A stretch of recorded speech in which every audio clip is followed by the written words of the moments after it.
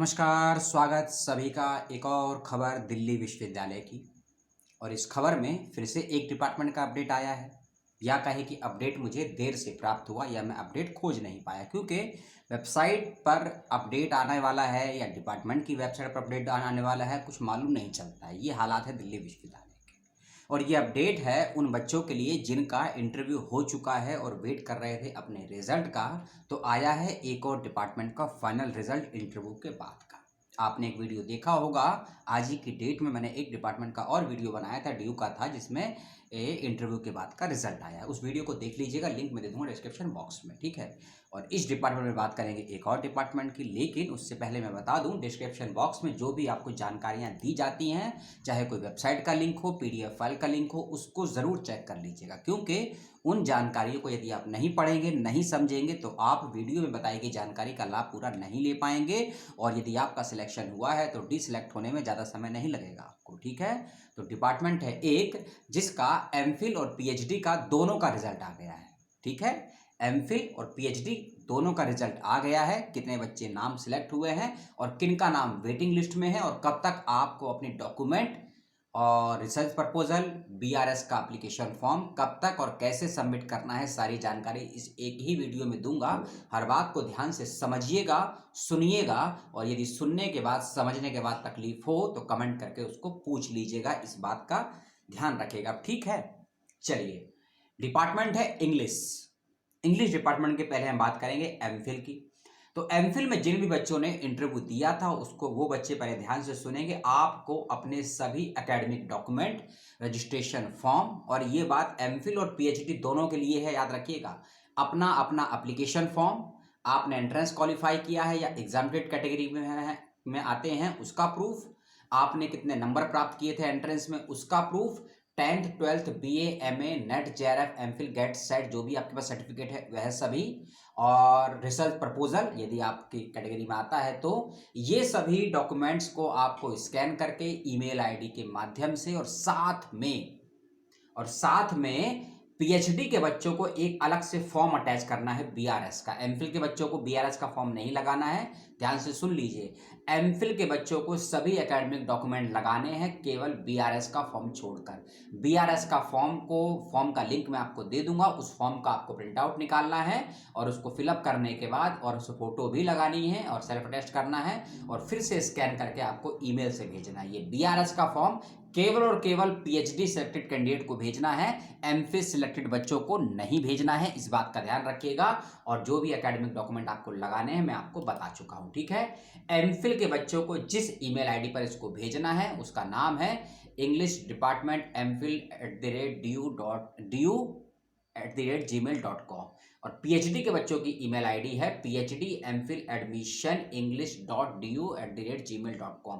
दोनों email ID को अलग अलग मैं डिस्क्रिप्शन बॉक्स में दे भी दूंगा, और ये ईमेल आईडी डिस्क्रिप्शन बॉक्स में दिए गए पीडीएफ फाइल के अंदर भी दी गई है। और साथ साथ एक गूगल फॉर्म का एक पीडीएफ फाइल का लिंक मैं आपको दे दूंगा अलग से, उसको ओपन कीजिएगा, और ओपन करने के बाद वहां आपको बीआरएस का फॉर्म मिल जाएगा। बीआरएस का फॉर्म भर के ईमेल में जरूर भेज दीजिएगा, नहीं तो पीएचडी वालों का एडमिशन कैंसिल हो जाएगा। और चाहे एमफिल के बच्चे हों चाहे पीएचडी के बच्चे हों, ध्यान से सुन लीजिए, टाइमिंग किस चीज का, कब तक आपको अपना बीआरएस का फॉर्म और डॉक्यूमेंट और कैटेगरी सर्टिफिकेट भेजना है, वह है 19 जनवरी 2022 दोपहर 2 बजे तक।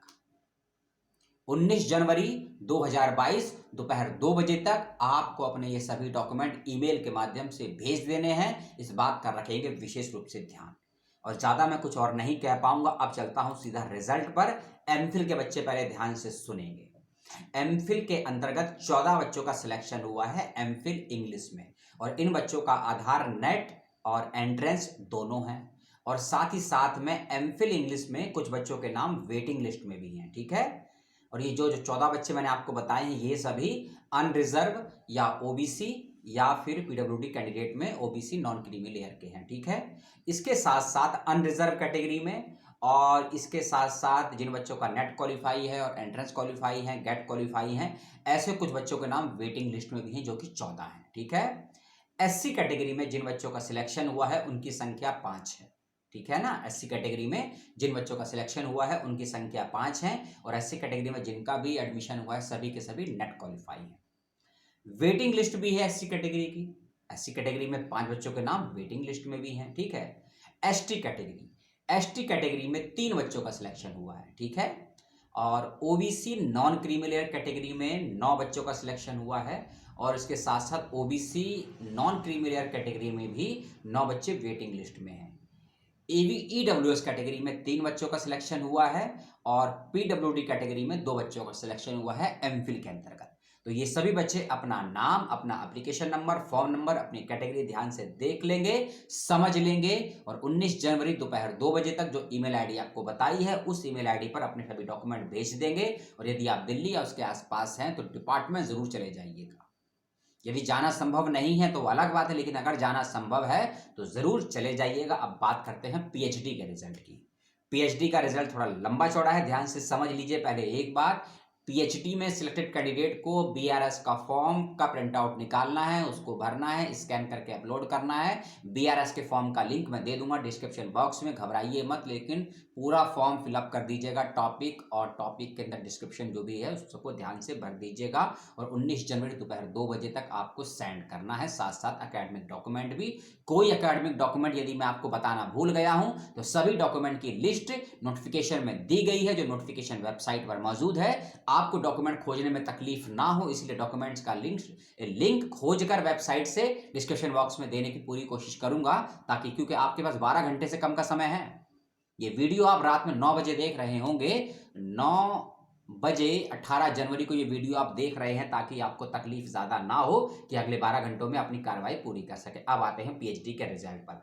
अनरिजर्व कैटेगरी में पीएचडी इंग्लिश में 6 बच्चों का सिलेक्शन हुआ है, और अनरिजर्व कैटेगरी में पीएचडी में 6 बच्चों का नाम वेटिंग लिस्ट में भी है, ठीक है। एससी कैटेगरी में 2 बच्चों का एडमिशन हुआ है, और एससी कैटेगरी में दो बच्चों के नाम वेटिंग लिस्ट में है। एसटी कैटेगरी में 1 बच्चे का सिलेक्शन हुआ है, 1 नाम वेटिंग लिस्ट में है।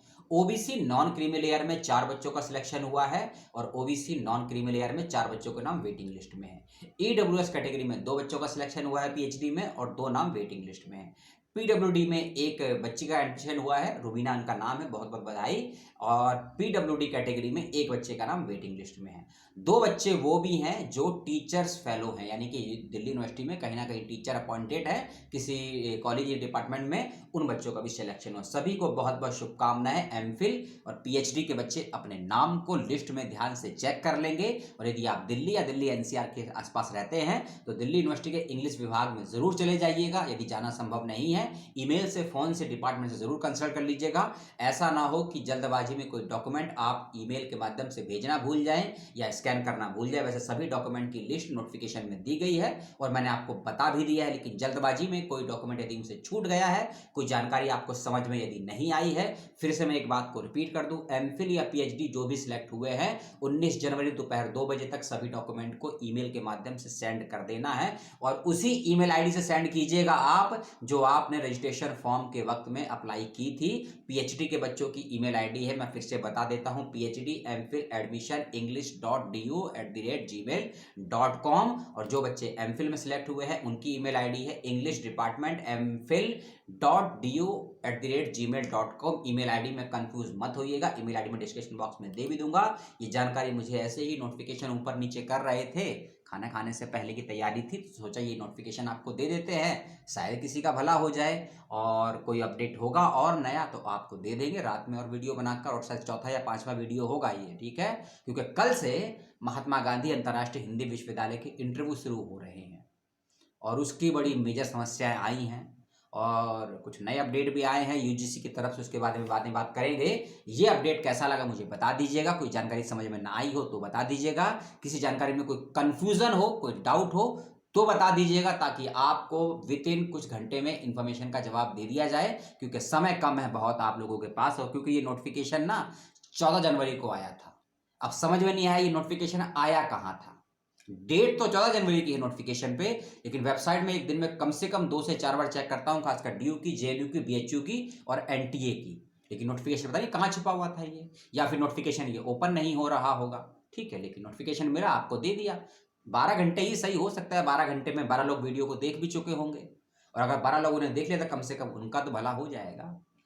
शैक्षणिक विकास, एजुकेशनल डेवलपमेंट की बात हम करते हैं, हम डेवलपमेंट की बात नहीं करते हैं, हम केवल एजुकेशनल डेवलपमेंट की बात करते हैं, क्योंकि सिस्टम तो बताएगा नहीं कि किस प्रकार का डेवलपमेंट करना है, लेकिन हमको मालूम है कि हमको हमारा डेवलपमेंट किस तरीके का चाहिए। ठीक है, आपने देखा और समय दिया, बहुत बहुत धन्यवाद। आपकी शिकायत को, अपने सवालों को भेज दीजिएगा कमेंट बॉक्स में। जय हिंद, टेक केयर, सलाम।